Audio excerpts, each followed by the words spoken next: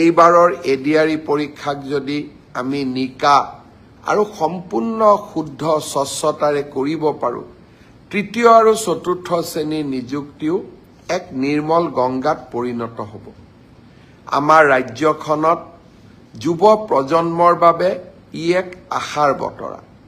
অসমৰ ইতিহাসৰ বাবে ই এক যুগজয়ী সন্ধিক্ষণ, এক কালজয়ী ক্ষণ। অসমৰ মন্ত্ৰীৰ ল'ৰা, বিষয়াৰ ল'ৰা, ধনী আঢ্যবন্ত পৰিয়ালৰ ল'ৰা ছোৱালী, 1 কোটি টকাৰ লৈ উপঢৌকন, ৰাকেশ পালৰ দৰে ব্যক্তিৰ সৃষ্টি আৰু অসমৰ দৰিদ্ৰ মধ্যবিত্ত সমাজখনত অগাধ লুণ্ঠন, এই কংগ্ৰেছৰ শাসনকালৰ স্বাক্ষৰ আছিল। আজি আমাৰ শাসনকালত আমি সেই ব্যৱস্থাক প্ৰত্যাহ্বান জনালোঁ। সেই ব্যৱস্থাক আমি সফলতাৰে পৰিৱৰ্তন কৰিলোঁ আৰু আজি সমগ্ৰ দেশেই স্বীকাৰ কৰিবলৈ বাধ্য হৈছে যে আজি অসমৰ চৰকাৰে, অসমৰ ৰাইজে টকা পইচা নিদিয়াকৈ চাকৰি পোৱাৰ ব্যৱস্থা এটাক আদৰণি জনাইছে আৰু তাক আমি আনুষ্ঠানিক ৰূপ দিছোঁ।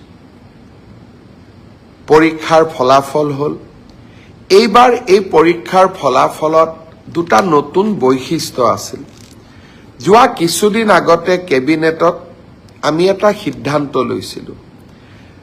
অসমৰ আটাইতকৈ আদিমতম আৰু আটাইতকৈ প্ৰাচীন জনগোষ্ঠী দুটাই আছিলে মৰাণ আৰু মটক।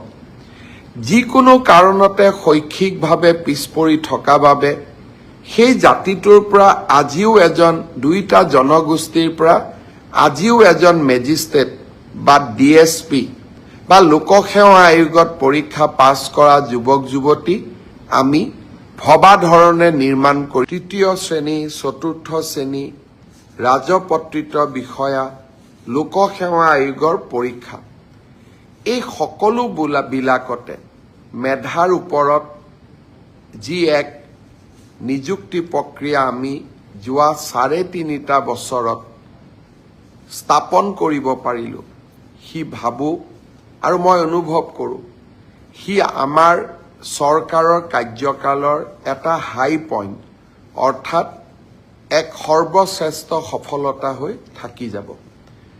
2012 চনত মই শিক্ষামন্ত্ৰী হৈ থাকোঁতে শিক্ষক নিযুক্তিক স্বচ্ছতা দিবলৈ চেষ্টা কৰিছিলোঁ। আজি 2024 চন পাৰ হৈ যাব, 25ত আমি ভৰি দিম। যোৱা 13টা বছৰে শিক্ষক নিযুক্তিৰ প্ৰক্ৰিয়াক আমি সম্পূৰ্ণ দুৰ্নীতিৰ পৰা আঁতৰত ৰাখিব পাৰিলোঁ আৰু মেধাৰ ওপৰত চাকৰি পোৱা, শিক্ষকৰ চাকৰি পোৱা প্ৰক্ৰিয়াটোক আমি ইনষ্টিটিউচনেলাইজ অৰ্থাৎ স্থায়ী কৰিব পাৰিলোঁ। যোৱা 3টা বছৰত লোকসেৱা আয়োগৰ পৰীক্ষাকো আমি এক নিৰ্মল গংগালৈ ৰূপান্তৰ কৰিলোঁ আৰু এইবাৰৰ এডিআৰই পৰীক্ষাক যদি আমি নিকা আৰু সম্পূৰ্ণ শুদ্ধ স্বচ্ছতাৰে কৰিব পাৰোঁ, তৃতীয় আৰু চতুৰ্থ শ্ৰেণীৰ নিযুক্তিও এক নিৰ্মল গংগাত পৰিণত হ'ব। আমাৰ ৰাজ্যখনত যুৱ প্ৰজন্মৰ বাবে ই এক আশাৰ বতৰা। অসমৰ ইতিহাসৰ বাবে ই এক যুগজয়ী সন্ধিক্ষণ, এক কালজয়ী ক্ষণ।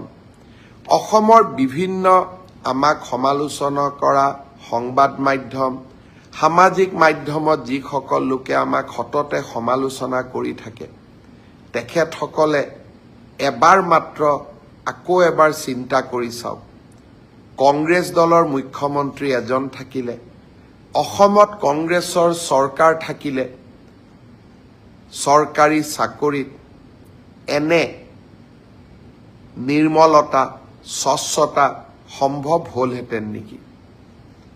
আমাক সমালোচনা কৰা সকলেও এটা মুহূৰ্তৰ বাবে কংগ্ৰেছৰ সেই শাসনকাললৈ মনত পেলাওক। ডাঙৰ ডাঙৰ মন্ত্ৰীৰ ল'ৰা, বিষয়াৰ ল'ৰা, ধনী আঢ্যবন্ত পৰিয়ালৰ ল'ৰা ছোৱালী, 1 কোটি টকাৰ লৈ উপঢৌকন, ৰাকেশ পালৰ দৰে ব্যক্তিৰ সৃষ্টি আৰু অসমৰ দৰিদ্ৰ মধ্যবিত্ত সমাজখনত অগাধ লুণ্ঠন এই কংগ্ৰেছৰ শাসনকালৰ স্বাক্ষৰ আছিল। আজি আমাৰ শাসনকালত আমি সেই ব্যৱস্থাক প্ৰত্যাহ্বান জনালোঁ। সেই ব্যৱস্থাক আমি সফলতাৰে পৰিৱৰ্তন কৰিলোঁ আৰু আজি সমগ্ৰ দেশেই স্বীকাৰ কৰিবলৈ বাধ্য হৈছে যে আজি অসমৰ চৰকাৰে, অসমৰ ৰাইজে টকা পইচা নিদিয়াকৈ চাকৰি পোৱাৰ ব্যৱস্থা এটাক আদৰণি জনাইছে আৰু তাক আমি আনুষ্ঠানিক ৰূপ দিছোঁ। পৰীক্ষাৰ ফলাফল হ'ল, এইবাৰ এই পৰীক্ষাৰ ফলাফলত দুটা নতুন বৈশিষ্ট্য আছিল। যোৱা কিছুদিন আগতে কেবিনেটত আমি এটা সিদ্ধান্ত লৈছিলোঁ, অসমৰ আটাইতকৈ আদিমতম আৰু আটাইতকৈ প্ৰাচীন জনগোষ্ঠী দুটাই আছিলে মৰাণ আৰু মটক। যিকোনো কাৰণতে শৈক্ষিকভাৱে পিছ পৰি থকা বাবে সেই জাতিটোৰ পৰা আজিও দুইটা জনগোষ্ঠীৰ পৰা আজিও এজন মেজিষ্ট্ৰেট বা DSP বা লোকসেৱা আয়োগত পৰীক্ষা পাছ কৰা যুৱক যুৱতী আমি ভবা ধৰণে নিৰ্মাণ কৰিব পৰা নাছিলোঁ। মই এবাৰ প্ৰতিশ্ৰুতি দিছিলোঁ